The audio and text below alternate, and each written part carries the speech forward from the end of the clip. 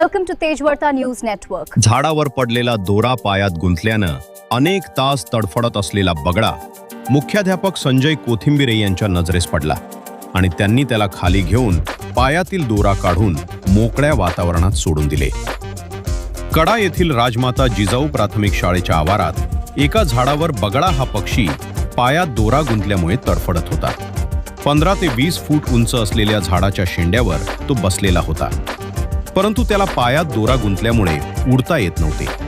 ही गोष्ट मुख्याध्यापक संजय कोथिंबिरे यांच्या लक्षात येताच त्यांनी बांबूच्या साह्यानं बगड्याला खाली घेतले व पायातील दोरा कापून काढला, त्याला पाणी पाजले व मुक्त हवेत सोडून दिले।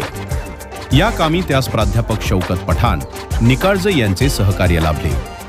उन्हाळ्यात पाण्यासाठी भटकंती करीत असलेल्या व निवारा शोधत असलेल्या बगड्याला मुख्याध्यापक संजय कोथिंबिरे, प्राध्यापक शौकत पठाण व निकाळजे यांनी दया दाखवल्याबद्दल त्यांचे कौतुक होत आहे।